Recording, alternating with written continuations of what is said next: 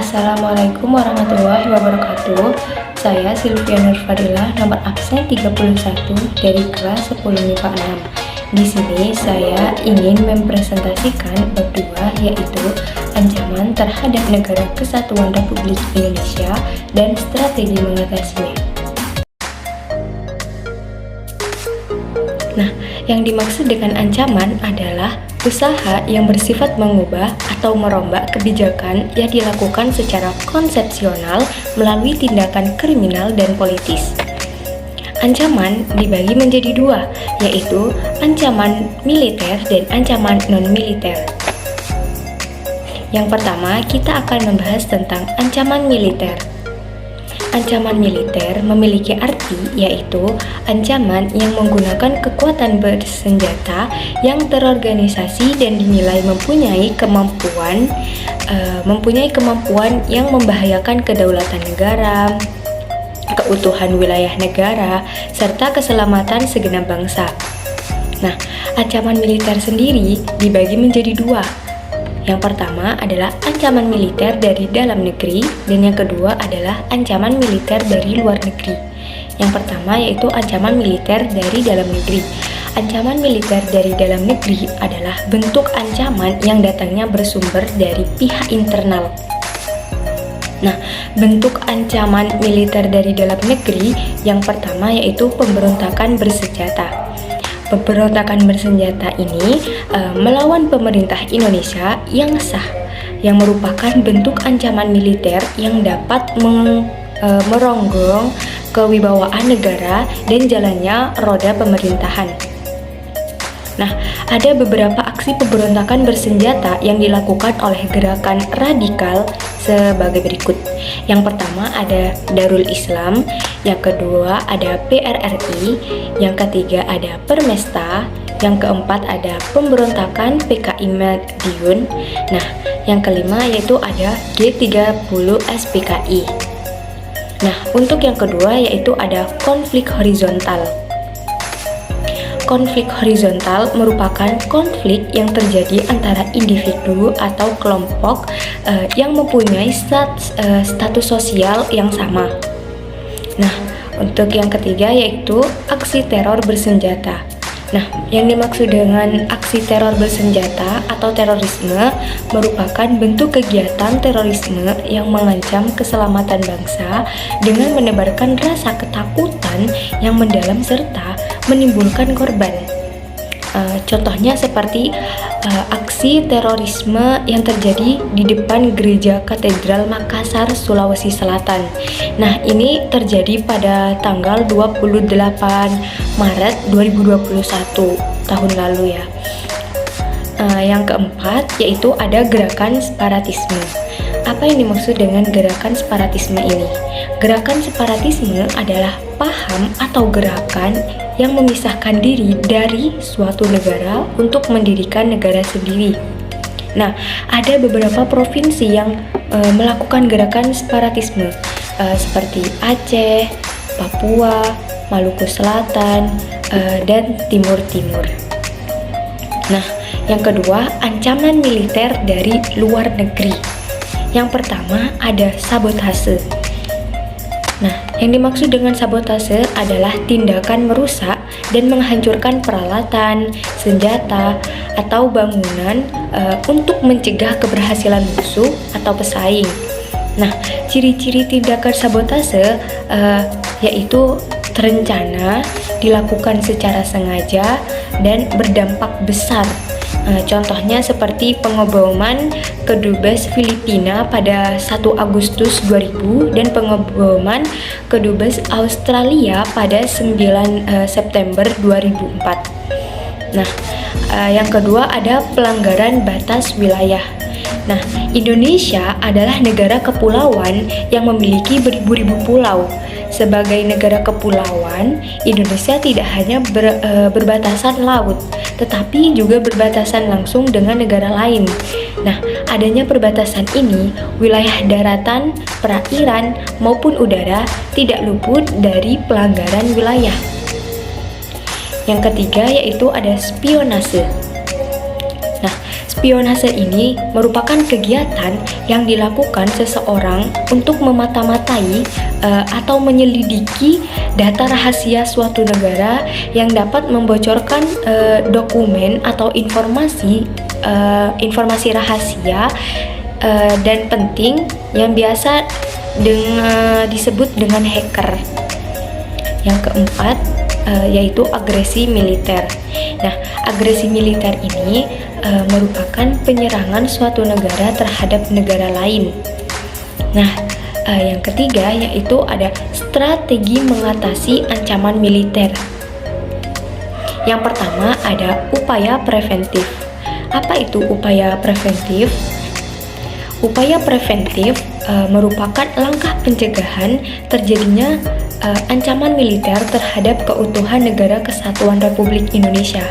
Nah, upaya preventif dalam mengatasi ancaman militer dari dalam negeri dapat dilakukan dengan cara yang pertama yaitu menjadikan Pancasila sebagai pedoman dan petunjuk dalam kehidupan sehari-hari. Yang kedua, memperkuat kecintaan terhadap tanah air sehingga kita tuh enggan melakukan tindakan yang tidak mengancam keutuhan Negara Kesatuan Republik Indonesia. Yang ketiga yaitu mengembangkan sikap toleransi dan keberagaman agar tidak terjadi konflik horizontal.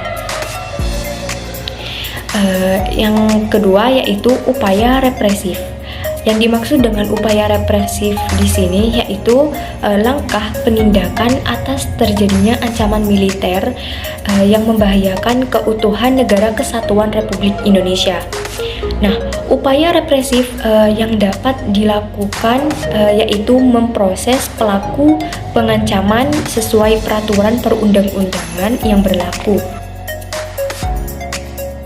Yang kedua yaitu ancaman non-militer terhadap keutuhan Negara Kesatuan Republik Indonesia serta strategi mengatasinya. Yang pertama kita akan masuk pada pengertian ancaman non-militer. Ancaman non-militer adalah ancaman yang menggunakan faktor-faktor non-militer yang dinilai membahayakan kedaulatan negara, keutuhan wilayah, dan keselamatan segenap bangsa. Nah, contohnya yang pertama ada ancaman berdimensi ideologi dan strategi mengatasinya. Nah, ancaman berdimensi ideologi yang dihadapi bangsa Indonesia adalah komunisme yang dapat mengancam ideologi Pancasila. Nah, maksud komunisme di sini yaitu tindakan menghapuskan hak milik perorangan dan menggantikannya dengan hak milik bersama yang dikontrol oleh negara. Nah, gimana sih cara mengatasinya? Nah, cara mengatasinya yang pertama kita harus menjadikan Pancasila sebagai pandangan hidup dan dasar negara kita. Nah, yang kedua yaitu Pancasila sebagai ideologi terbuka harus terus direlevansikan dan diaktualisasikan nilai instrumentalnya. Nah, yang ketiga yaitu pendidikan moral Pancasila ditanamkan sejak dini.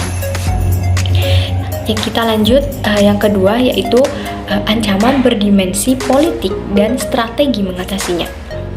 Nah, ancaman berdimensi politik ada yang di dalam negeri dan ada yang di luar negeri. Nah, untuk yang di luar negeri, yang pertama ada provokasi, yang kedua ada intimidasi, dan yang ketiga ada intervensi. Nah, sedangkan yang ada di dalam negeri berupa makar atau kudeta. Maksud dari makar dan kudeta ini yaitu penggunaan kekuatan dalam bentuk pengerahan massa seperti demo dan tindakan anarkis. Nah, cara mengatasinya yang pertama kita harus menyelenggarakan pemerintahan negara yang sah, efektif, bersih, dan bertanggung jawab. Nah, yang kedua yaitu mengembangkan demokrasi politik. Yang ketiga, memperkuat kepercayaan rakyat. Nah, yang keempat yaitu memperkuat posisi Indonesia di kancah internasional.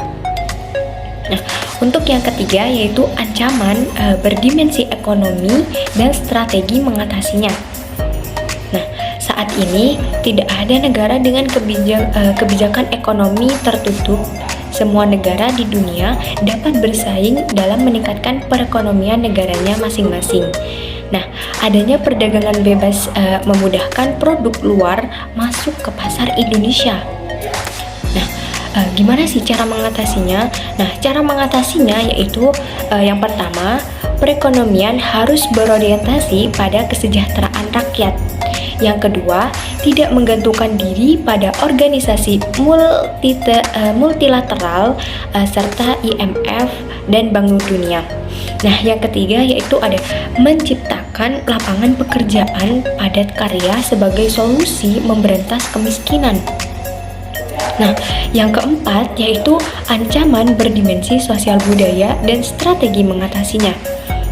Ancaman yang datang dari dalam negeri yaitu persoalan kemiskinan, kebodohan, keterbelakangan, dan ketidakadilan yang memicu timbulnya separatisme, terorisme, bahkan kekerasan. Nah, cara mengatasinya yang pertama kita harus melestarikan budaya bangsa dan tidak melupakan jati diri bangsa kita sendiri. Nah, yang kedua kita harus meningkatkan patriotisme. Yang ketiga, membuat kebijakan wajib belajar 12 tahun. Yang keempat, menggunakan produk-produk dalam negeri. Nah, yang terakhir yaitu ancaman berdimensi teknologi dan informasi serta strategi mengatasinya. Nah, seiring kemajuan teknologi yang disalahgunakan oleh pihak yang tidak bertanggung jawab seperti kejahatan skimming, penipuan, dan berita hoax. Nah, yang dimaksud skimming di sini adalah tindakan pencurian informasi kartu kredit atau debit dengan cara menyalin informasi yang terdapat pada strip magnetik kartu.